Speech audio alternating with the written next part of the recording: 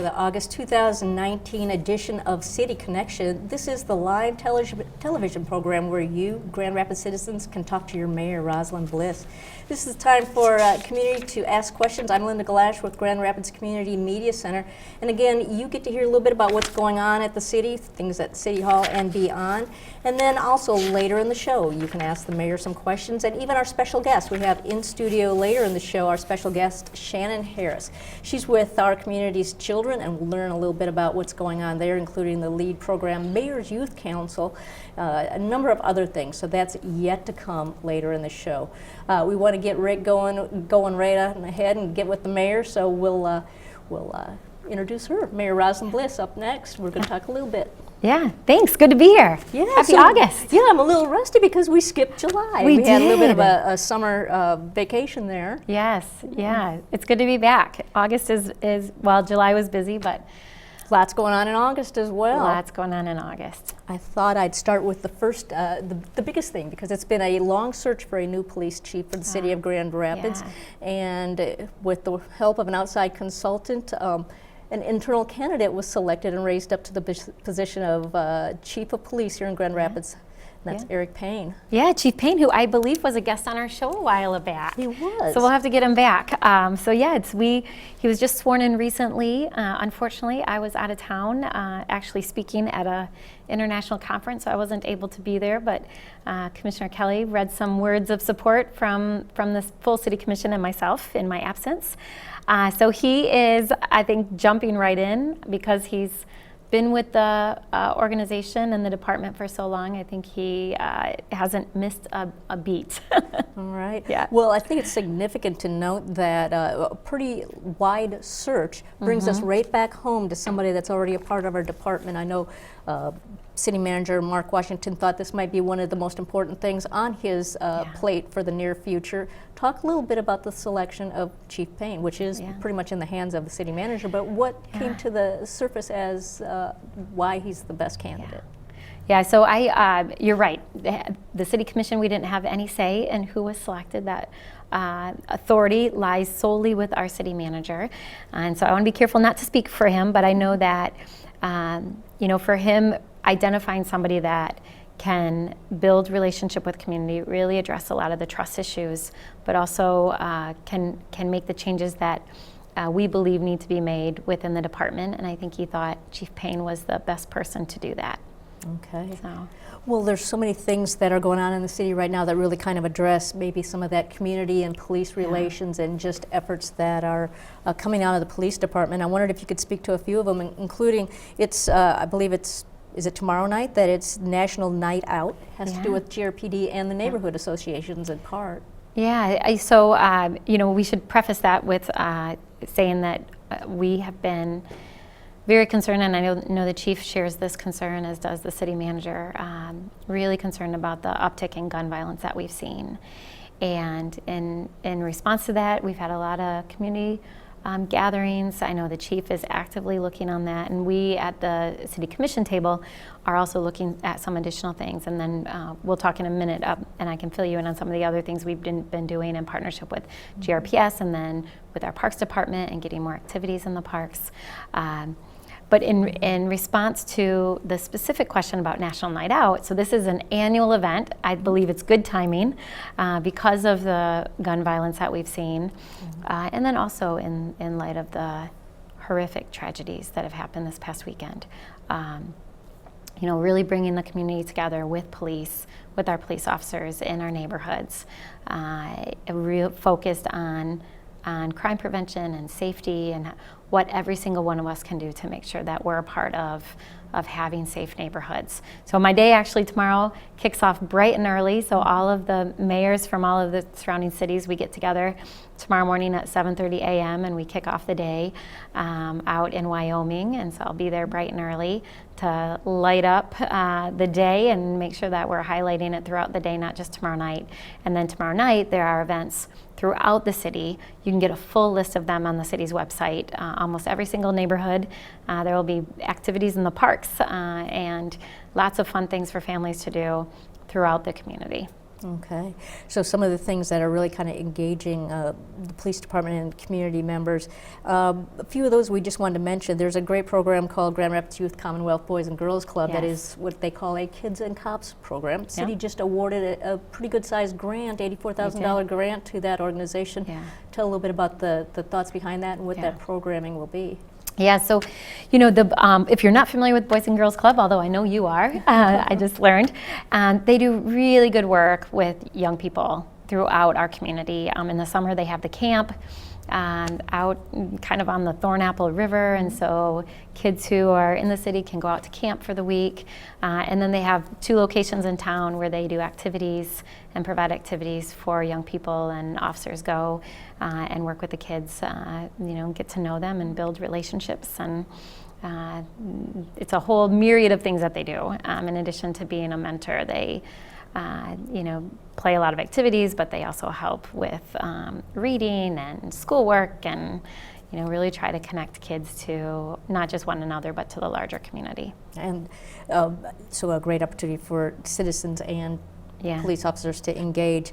And I should say, for Boys and Girls Club, and you know the history, the city has long supported the Boys and Girls Club, and we've been actively, even though they're an independent nonprofit organization, the city and especially the police department, they've been really closely aligned with and supported the work of the Boys and Girls Club for a very, very long time.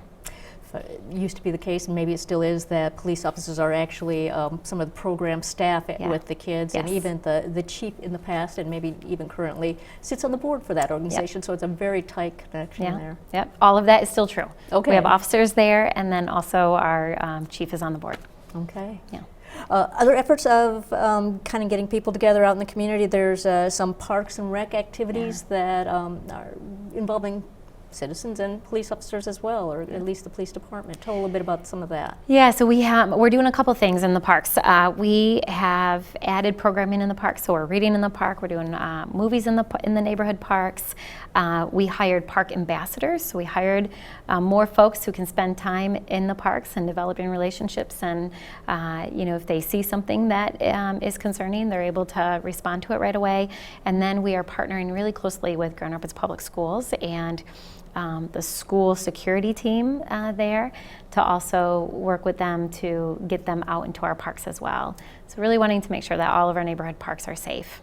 Okay, and speaking of safe, we have Safe Alliances for Everyone Task Force. The next pitch and highlight night is this week on Thursday, so tell a little bit of how that typically goes. It's a regular occurring thing. It is. So we're in, I can't remember if this is the 5th or 6th round that we've done this. It started about a little over a year ago, where we come together, and there's 3 judges. People are invited to come, individuals or organizations, and give a pitch for an idea that's focused on violence prevention. And then at the end, they're rated, and then funds are allocated and given out in the form of a grant to support those pitch ideas. So we've had a number of programs that have been funded over the past year and a half. More recently, you know, youth employment, mentoring. Sometimes we'll support youth who have ideas that want to connect with other youth. So it's a really fun night, and the public is welcome to attend. It's really fun, and you can provide feedback as well. Okay. On Wednesday, that's an open house at the police department for potential recruits for the police department, and tell a little bit about how an open house really kind of makes that engagement happen. Yeah, so this is going on a little over 2 years now. We have been working really hard to identify and do more targeted outreach to folks who live in the city who are interested in becoming a police officer. And so we've done a lot of these, you know, open house, get to know us, learn more about the requirements. Earlier this year, our police department actually did a couple days where they ran people through the physical agility test that you have to pass in order to become a police officer. I actually stopped by and I was able to walk through all of the different segments and what's required physically, because I think some people, they don't realize there's a physical component to it as well. And then for the open house, we also talk about, you know, the testing and the academy and what does that look like. And a couple years ago, we started to identify folks who really wanted to be a police officer, but they hadn't gone through the academy yet. And so through a recruit class, we will support individuals to go through the academy and then hire them afterwards. So that is another way that we're trying to incent and encourage individuals who live in the city who want to be police officers to join our team. So always an advantage when it's a citizen of this community that is Yeah. policing this community Yeah. and is part of that neighborhood Yeah. presence. Yep. Also on the horizon, well, it's already begun, the GRPD Citizens Academy, and the next, some more sessions coming up. Yeah. It looks like the next sign-up time, deadline is August 16th for sessions that begin in September. Yep. 10 weeks of what? Tell us what Yeah. it's like. It's a lot of learning. You get to really better understand the scope and breadth of the job. So you learn a lot about what happens in the police department. You go through use of force training. You really see for yourself what that training looks like. You get to do a ride along. It's a great, great learning experience, and we strongly encourage community members to take advantage of this opportunity if they're interested. And you get to know a lot of our officers and build relationships, but also better understand where they're coming from when they are approaching an incident. Okay, so that's a pretty decent sized list of activities that really engage the police department and community. But just like what happened over the weekend in other parts of the country, we've got our issues here. And what is the thought? What is the police chief, not speaking for the police chief, but where are we going with the violence we're experiencing right here, and how are we specifically looking to target that? Yep, I think that's a great question because safety and having safe neighborhoods is absolutely critical to having a great city. It's foundational and fundamental. And it's related to everything else we're trying to accomplish. So at the City Commission table, a couple things that were brought forward at our last commission meeting. We had a report out on Cure Violence. It's an evidence-based violence prevention program. We've actually looked at it for a number of years. In this last budget, we allocated $75,000 that we're hoping to get match funds from our local foundations to join us in the effort to do a 3 to 4 year pilot. So we are hoping to move forward with that. We also reviewed what's called SEPTED ordinance, and this is a crime prevention through environmental design ordinance where we're looking at locations where we tend to have a higher incidence of crime, like liquor stores and other types of establishments, and having an ordinance that spells out what are some things that you have to do if you are an owner of one of those establishments, including lighting and security and transparency, things like that. So we're looking at that because we know throughout the city we have certain hot spots, and we know that there's good evidence to show that through environmental design you can prevent some of that crime. And then the third one that we're doing is we're looking at our gun ordinance right now, and we're looking at adding language around replica guns and BB guns because we've had a number of incidents in the city where young people are carrying a BB gun. And if you have seen some of these toys, they look Realistic, real. yeah. And some young people have taken, there's usually an orange tip around them, and some young people have filled that in with black, and so it's very, very difficult to tell the difference. And we're extremely concerned that someone's going to end up getting hurt because they have a replica gun or a BB gun and it's mistaken for a real gun. So we're actually looking at updating our language related to the gun ordinance as well. Okay. Well, we did center a lot on police and community relations and some of the violence issues. We're going to break now and bring into the studio for you to interview Shannon Harris. She's with Our Community's Children, still on the topic maybe of community and youth involvement. So we'll take a break right now.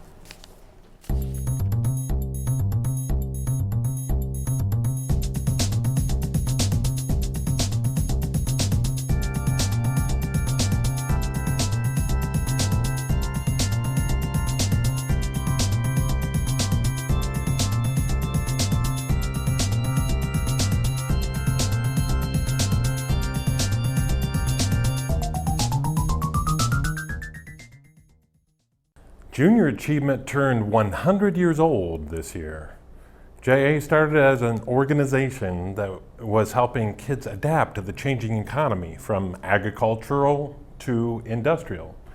They did this by providing after-school programs, namely one called the JA Company Program, which taught children how to create and run their own businesses.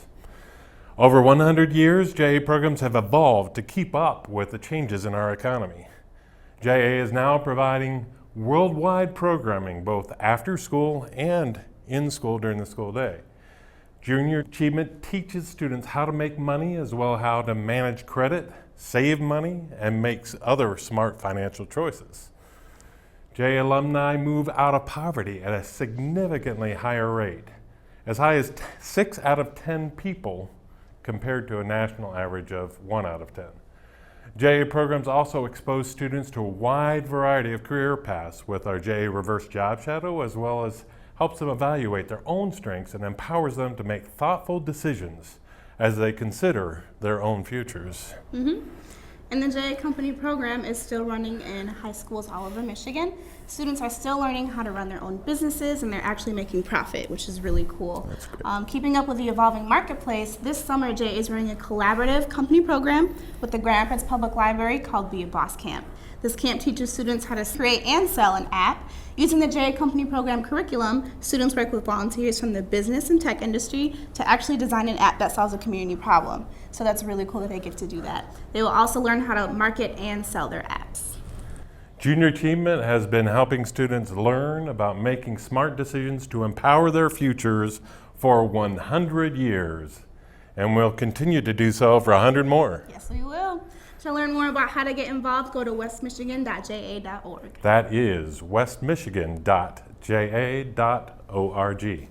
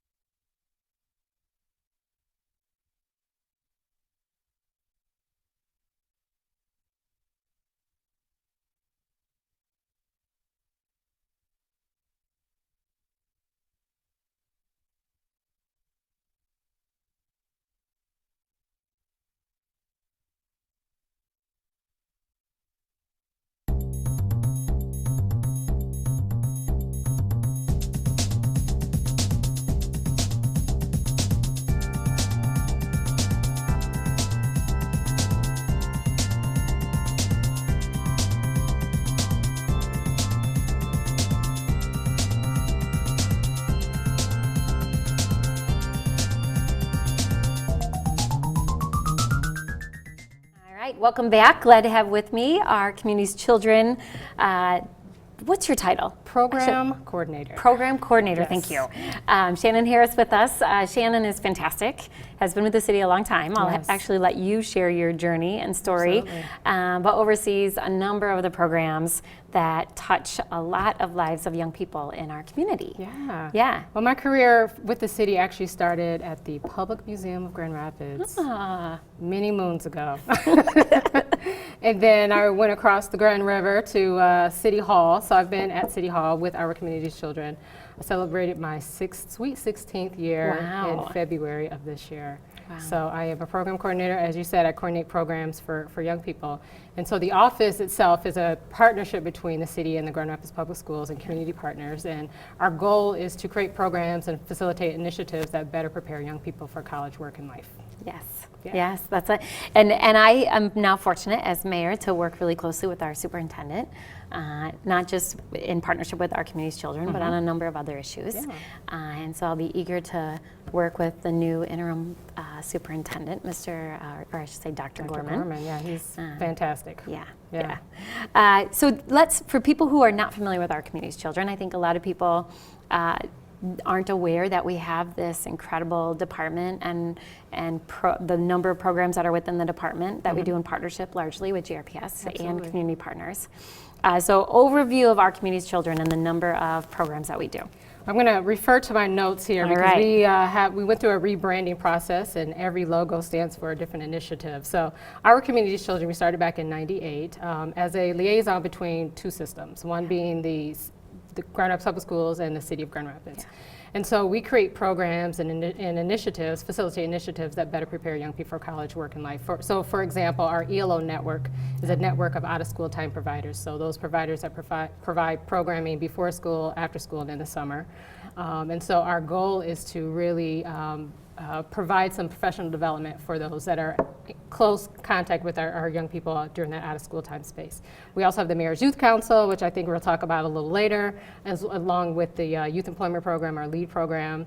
One of our newest initiatives is our Connecting Children to Nature, which we'll also talk about. In addition to our 2 College Through College initiative, really helping young people, especially first generation students and students of color, get not only to college, but get through college. And we have some activities that are happening actually this week to promote that. And then we also have our, I think that's it. I think I named all of them. Yellow Network, LEAD, Connecting Children to Nature, Mayor's Youth Council, and 2 College Through College. Perfect. All right, well, let's talk about 2 College Through College. Okay. So this is an incredible program that was created several years ago now in partnership with higher education organizations, universities, college, Grand Rapids Community College, where we have dedicated support for young people at the library. So do you want to talk a little bit about what they do and then talk about the event that's coming up? Absolutely. So our 2 College Through College initiative, as you said, was started several years ago, back in, I think, 2013.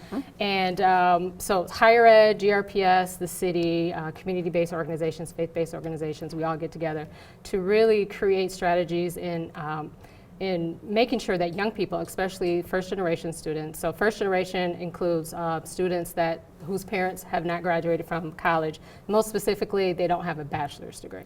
And so we're looking for GRPS students as well to get their degree. So we created a place-based strategy, which is called the T2C Studio, which is on the 3rd floor of the Grand Rapids Public Library downtown. And it's our coordinator is Shayla Willis, or actually Shayla Young. She got married last year, and I can't remember her last name all the time, but she's phenomenal. Just phenomenal. So she provides direct service to young people that go to the center or go to the studio.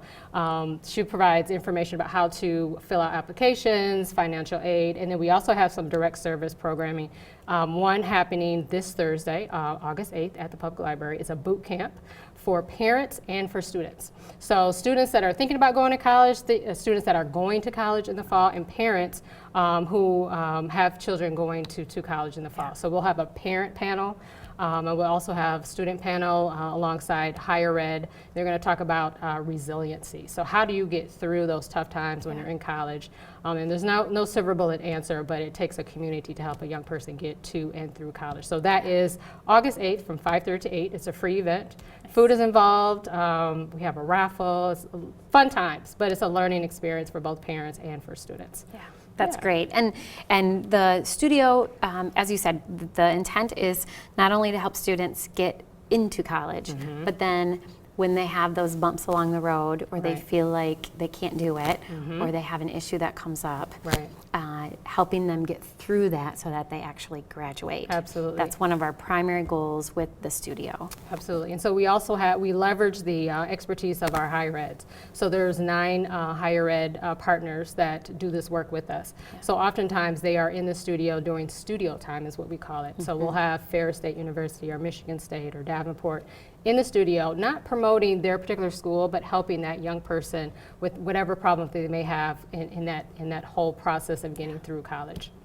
Yeah. Good. It's a great program. And we have great university partners. I know when I was working in child welfare, several universities, they have programs specifically for youth aging out of foster care where they will provide additional support when they're in college.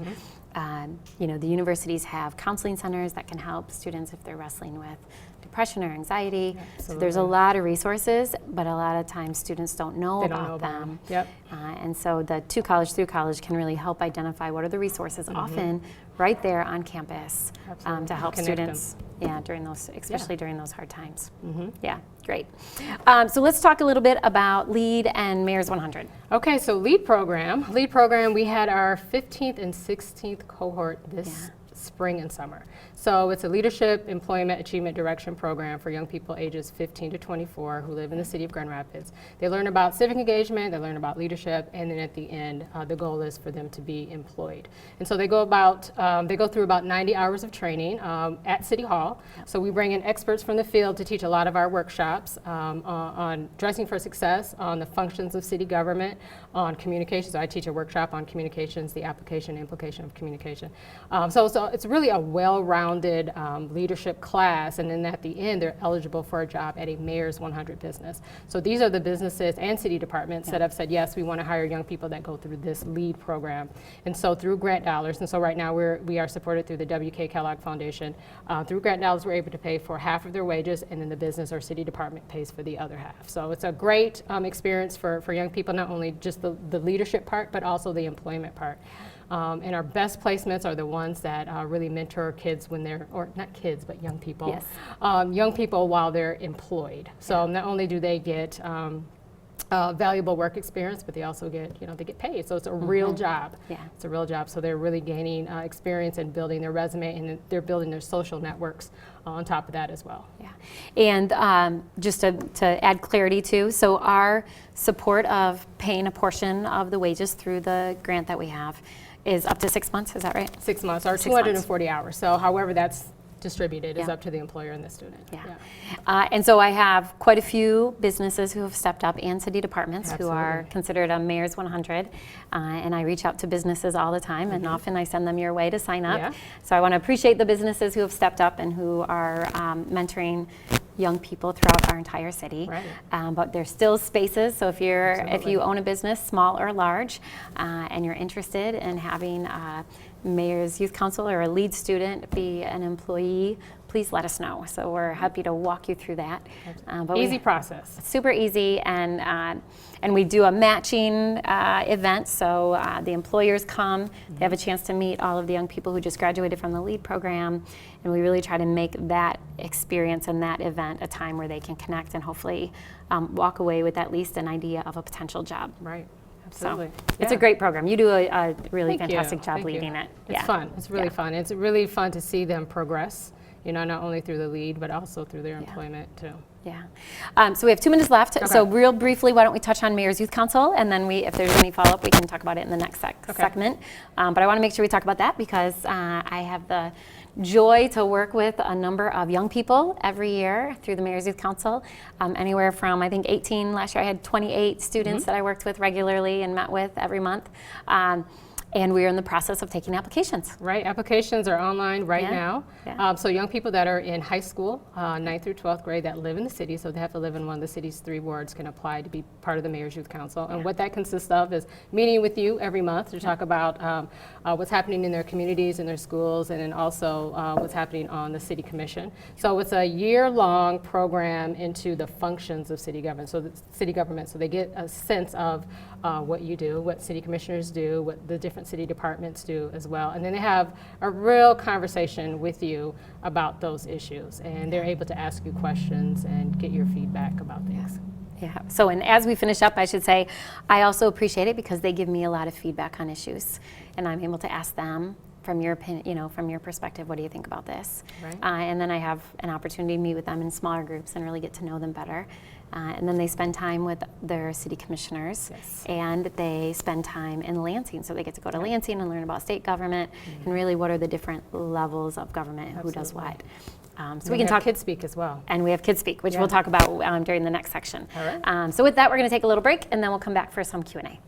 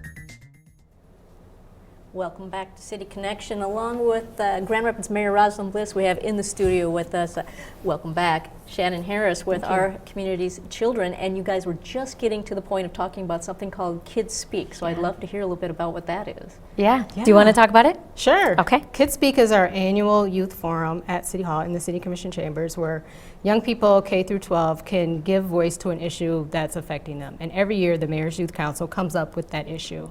And so this past April, the issue was how do young people view their neighborhoods and what they would like to see improve in their neighborhoods. So we've had Kids Speaks around the impact of immigration, the importance of youth employment, after school programs. So it really depends on what young people want to talk about. And so they create a testimony. The Mayor's Youth Council creates essay prompts so that other young people can frame their testimonies, and we assemble a listening panel that includes the mayor and city commissioners, county commissioners, state legislators, and community leaders. And their job is to do just that, is to listen to young people. So typically we have about 20 to 25 young people, although the last few years we've had 40 and 30 young people come out to speak. And we've had our city commission chambers just at capacity with other young people listening to other young people. So it's a unique opportunity for young people to not only just speak, but also to meet the mayor, to come to City Hall. So a lot of young people, this is their first time in City Hall ever. And so it's a unique experience, and we're so excited to have it year after year. So our next Kids Speak, we just put it on the calendar, I think yesterday or last week, April 17th, which is a Friday at 10 a.m. And you mentioned it's a K through 12 program. Do you get the young ones? Is it something We that's do. small? You We do. They have a lot to say? Yeah, we do. I think our youngest this year was in 2nd grade. Yeah.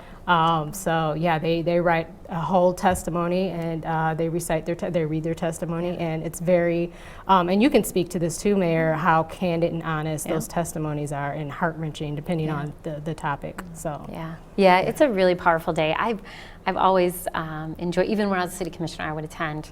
I've always appreciated the opportunity, and you're absolutely right. The students are candid and heartfelt, and sometimes they absolutely surprise me by some of the feedback. In fact, I remember this past year, I usually will write notes during their feedback to just look for themes or patterns. And the one theme this past year that stood out, and again, it was about your neighborhood.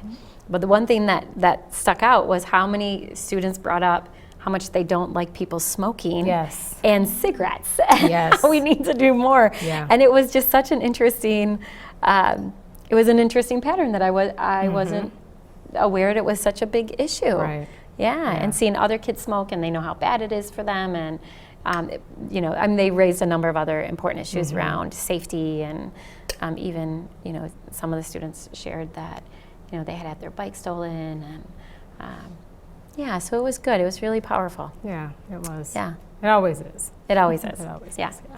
So we started the show talking a lot about community and police relations, and even some of the violence, and a lot of it happens among youth too, and youth are affected. What are you seeing through the programs that our community's children engages kids in? What are you seeing that is really working to kind of turn or change their perspectives or have a difference in our community for the better? Well, we're really trying to really uplift the power of youth voice and uplift the opportunities that exist in the community for youth to get involved in, such as Mayor's Youth Council, such as with our initiative around connecting children to nature. And then also employment. I mean, employment is huge, so we really work on the preventative side of things, and really exposing young people to resources that already exist in the community and connecting them to that, whether that's a job or whether that's going to school, higher ed, or giving voice to issues that affect them. Speaking of that though, and we didn't touch on this, we've been working really intentionally and deliberately over the last 3 years around a Connecting Children to Nature initiative, and really trying to get young people out from behind the screen, get them out into nature. There's lots of data that shows the impact that has on young people, their creativity. It helps reduce stress. It helps with play, helps with bonding and relationship building. So there's physically it's good for you. So there's all this data that shows we really want young people, especially in urban areas, to get out and connect with nature in meaningful ways. So we launched this a few years ago. Actually, my very first year as mayor, we launched it in partnership with a larger national organization through the National League of Cities. Did a lot of work on the front end, and then recently we received a pretty substantial grant through Thrive Outside. Yep, Outdoor Foundation, and then we're one of the Thrive Outside communities. Yep, and there's only 5 of us, I right? think there's 4. Four so of us? Grand Rapids, San Diego, Atlanta, and Oklahoma City. Okay, so 4 of us. And it's a substantial multi-year grant, and we are utilizing that to enhance and really accelerate these opportunities for young people to connect with nature. And so we work really closely with public schools.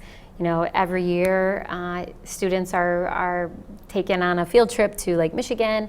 Every year 8th graders can come out and go canoeing with us out on the river through wilderness adventure. So we're building in every single year as much as possible opportunities for young people to get out and connect with nature. But then also couple that with how do we use the assets we have in our community outdoors and in parks, and use that as a learning laboratory for young people. So get them out of the classroom and get them to have hands-on learning experiences right there in their neighborhood park or at Plaster Creek or down at the Grand River. There's all of these opportunities in the city. So we've been working really closely with GRPS on that as well, and looking at how can we support curriculum to really help teachers get kids out of the classroom into learning environments. It's always great to hear these specific stories, like when you were talking a little bit about how it came out that the cigarettes are something that really bothers the kids, and wanted to talk about neighborhoods this time. Wanted to hear a little bit more about the civics aspect, because that's something that's even missing from adults' understanding of how cities and governments work. Talk a little bit about, you know, maybe some of the young people that have made it maybe through a number of years and what it's done for their lives, and maybe you even see somebody moving ahead in something of we see that all the time. All the time. So with the Mayor's Youth Council, we're able to every month talk about a specific function of city government. So typically in November we talk about elections, and I know there's an election tomorrow. But we usually talk about elections and voting in November. We also talk about public policy. What is it? What does that even mean, right? What is the role of the mayor and the city commissioners and the city manager?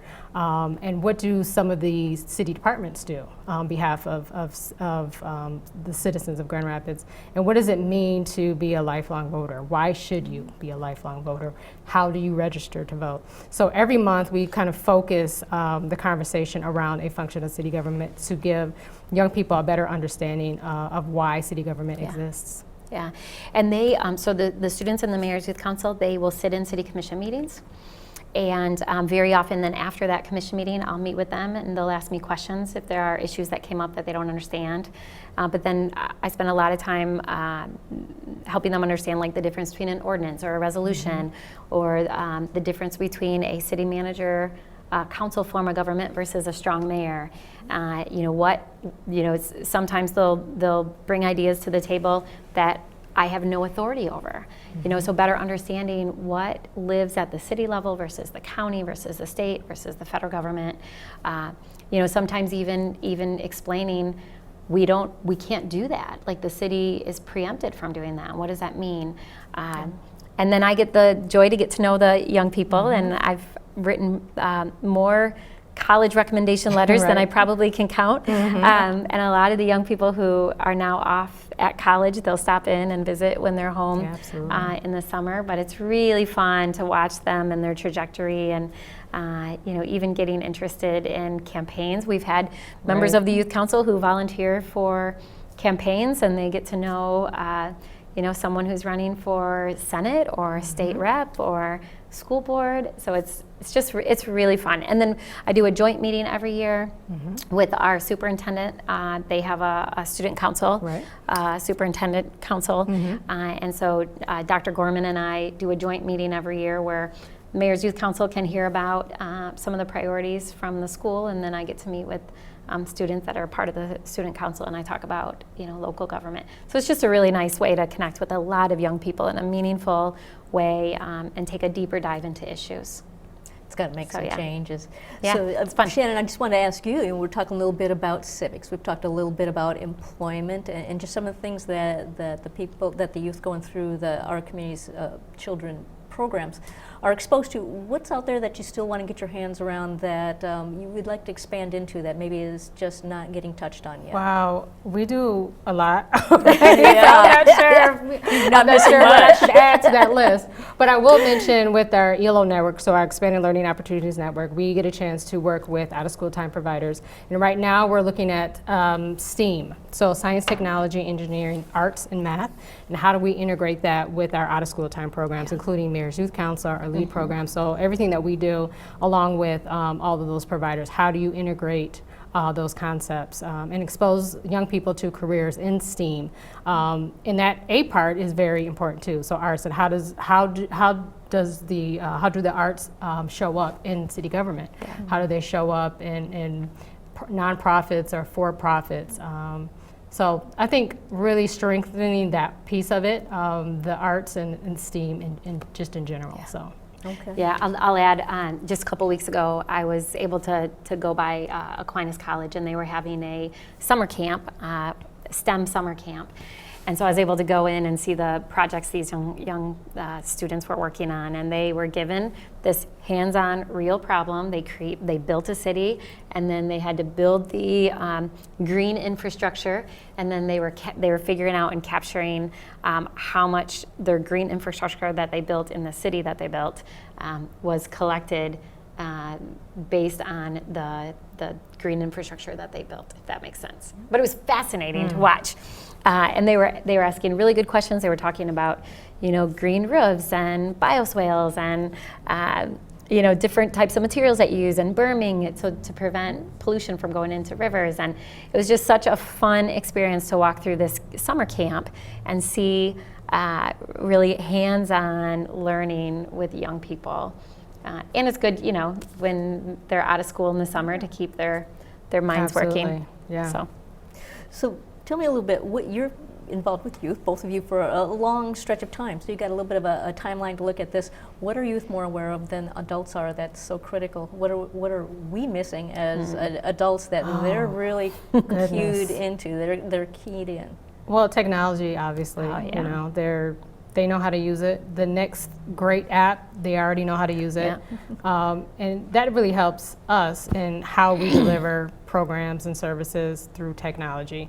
What is something that we can integrate? And it's no longer put your phones away, but how do you use the technology in delivering services? But yeah, they're up on a lot of different things, Yeah, it's so interesting. I've learned a lot from just spending time with the students, but that technology piece and social media, even, I can barely keep up with social media right now, quite frankly, and but then also using that as an opportunity to learn that, look, just you don't get much information from a tweet or a picture. Like there's things. I think one thing that, and you can correct me if you feel differently.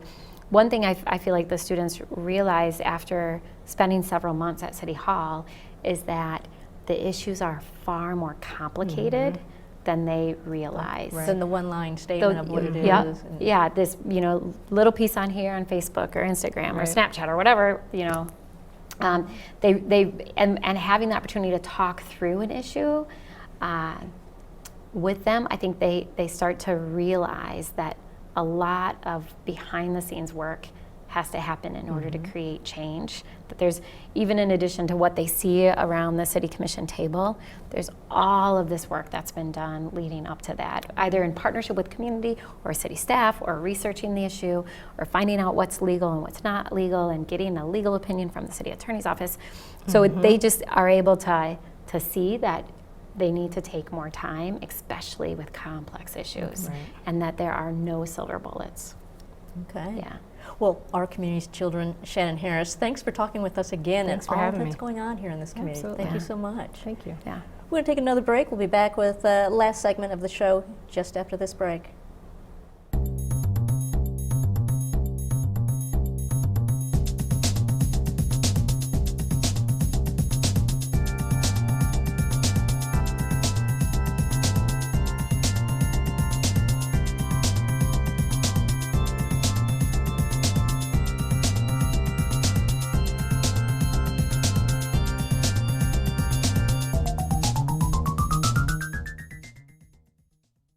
the Rapidian for the community provides an alternative. To be the eyes of somebody who's not there. It's more honest, more authentic, and more true. And you do have the freedom to talk about things because they're things that need to be talked about, not because they'll get readers or viewers or clicks. Sometimes it feels intimidating to write a news story or to write a story about a community issue. What I love about the Rapidian is that they make it really simple and easy. So it's not like you have to meet this deadline by this time. I'll be eating a sandwich in one hand and then I'm like typing in the other. I love the freedom to be able to write from wherever. I think it's a really powerful experience when people are able to tell their story and to be heard. Anyone can have a voice.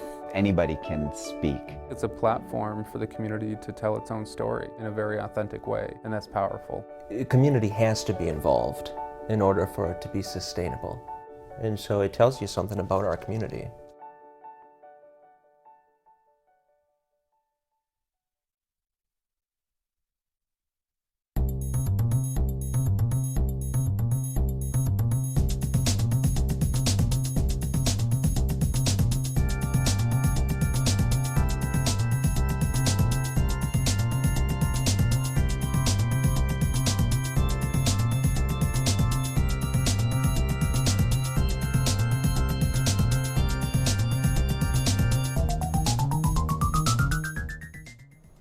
And welcome back to City Connection. I'm here again with Mayor Rosalind Bliss. And just as Shannon Harris was exiting, you brought up one more thing I think it was really interesting to mention. It had to do with, again, young people out in connecting with nature and the community. And this had to do with park design. Yeah, so we, I know it's been really fabulous. In fact, just a park groundbreaking I was at, there were young people there who helped and were part of the process as we looked at the park design. And so again, how do we provide I really make sure that we have young voices around the table when we are designing these park spaces that they are the primary users of.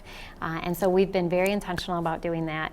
And so you're starting to see parks that are currently being upgraded or invested in where young people spoke into what that future park is going to look like. So that's been, I think one of the beautiful things at the city that's been happening is really figuring out how do we make sure that youth voice is around the table in different ways as we move forward. So our community's children, one great method of really raising up those youth voices. Yeah, it's been fun. And I should say, I've gone to a number of funders in town, and they have been very generous in supporting a lot of the work that we do within our community's children. And so we, at the city we support it and GRPS supports it, but a lot of the good work we do is because of philanthropy, which I'm obviously deeply grateful for. Very great.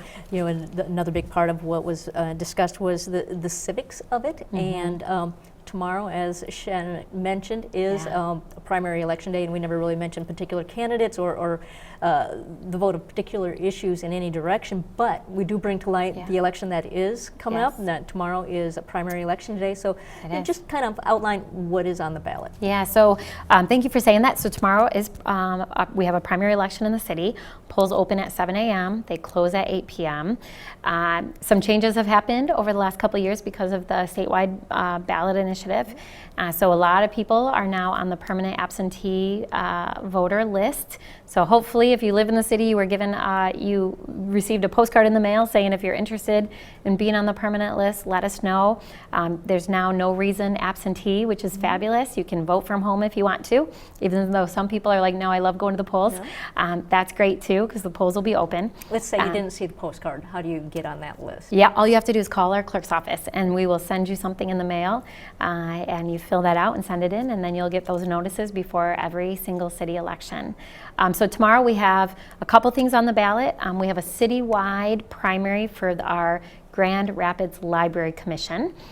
So a number of folks want to serve on our library commission as library commissioners. So we have to whittle that down for the November election. So that's on the ballot tomorrow.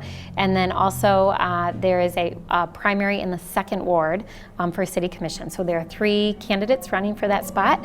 So if you live in the 2nd Ward, you'll have to vote on both the Library Commission and City Commission. If you're in 1st or 3rd, it's just the Primary Commission or the Library Commission. But everyone in the city has something to vote on tomorrow. So I encourage you to get out and vote. Okay, 7 Yeah. a.m., 8 p.m., Yeah. polls are open. Yes, they are. All right. Yeah. Speaking of voting in particular wards and that sort of thing, I wanted you to kind of update us on, there's some citizen initiatives that have to do with maybe redividing Yeah. the ward structure in this community, and then even changing election years. So Yep. talk about both of those aspects. Yeah, thank you for bringing that up. So we've had a number of ideas brought forward to the City Commission from a couple different groups in the city. So one group, they are asking the City Commission to move from odd year elections to even year elections, and then also eliminate the opportunity for an individual to win outright in the primary. So as of right now, under our charter language, if there are more than 2 people in a primary and one of those individuals gets more than 50%, they win outright. And that's largely because we're nonpartisan elected officials. And so anyway, so that's part of the charter. And then another group brought forward the idea, 2 ideas. One is to move from having a vacancy filled by an appointment process and moving to calling a special election. And then the other one is changing our current ward system. So right now we have 3 wards, 2 commissioners who have staggered terms who serve in those 3 wards for a 4-year term for a total of 6 commissioners.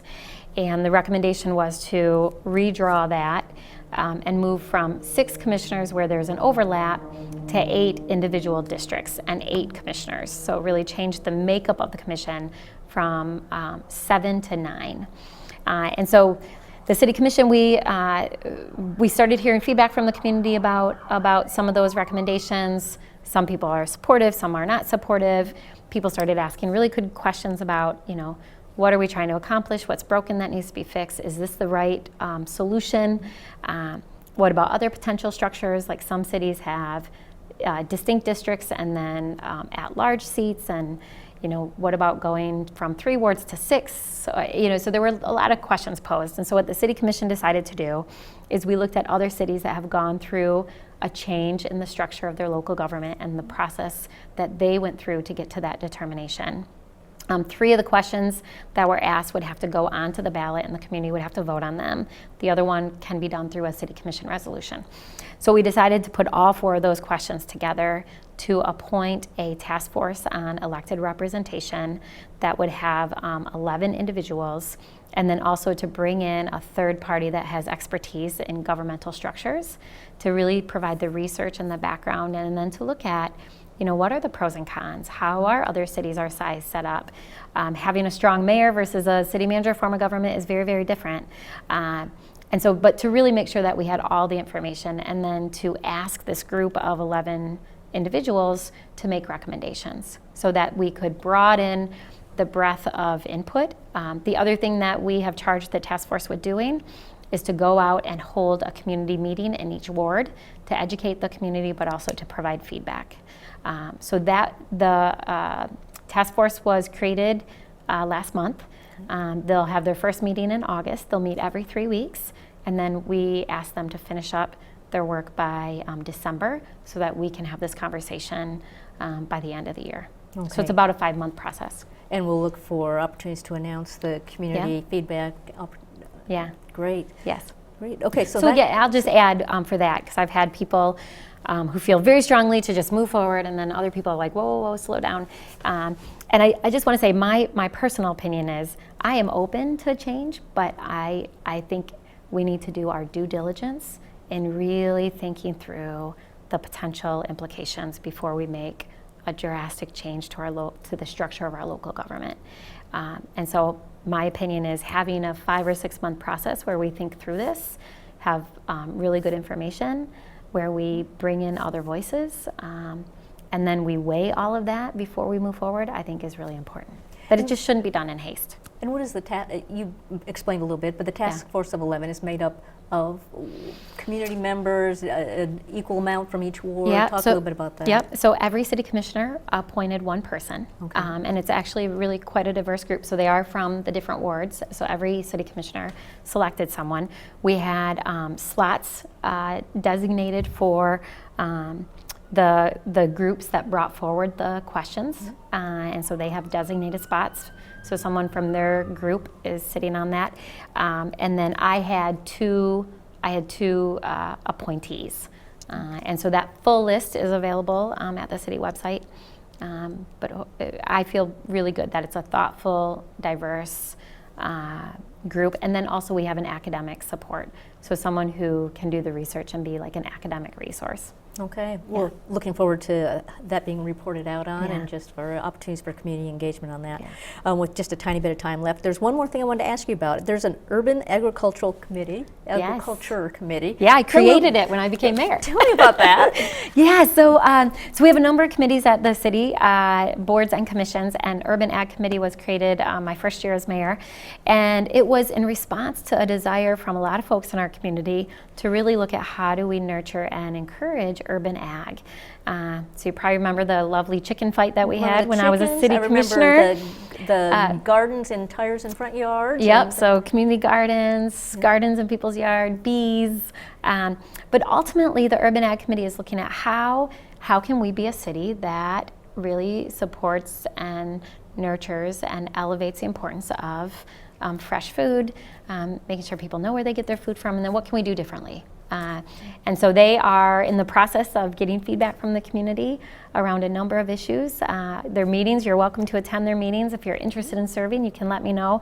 But it's a really great group of individuals who are thinking about how do we utilize the assets we have in the city to have more urban agriculture. Okay, and then I saw that there's some community input opportunities coming up. Section of the city's website where people can find out more about that? Yes. Just look for Urban Agriculture Committee, something like that. Yes. Okay. Very good.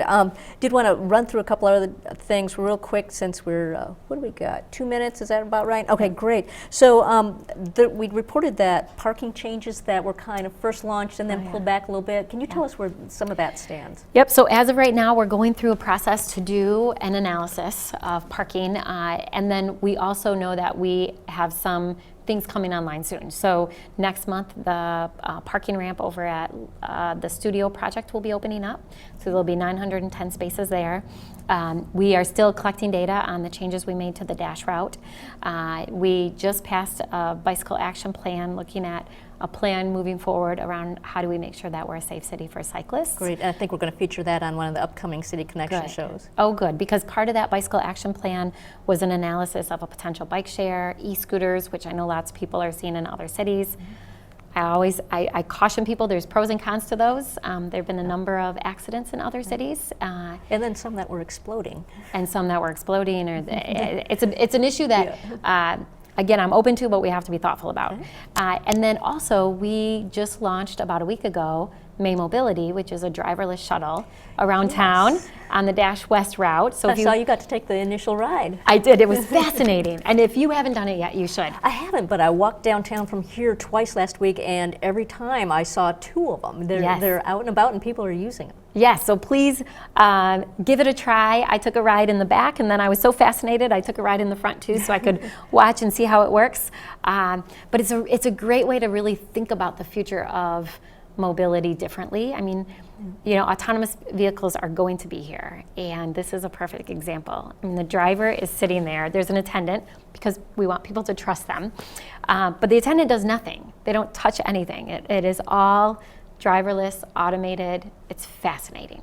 Okay, exciting stuff. Well, we'll be back next month with another edition of City Connection. Mayor, thanks for catching us up. We had 2 months worth of things to catch up on. So again, tomorrow, Election Day, 7 a.m. to 8 p.m., take opportunity. And we'll close out City Connection for August. I'm Linda Glash with Mayor Rosalind Bliss.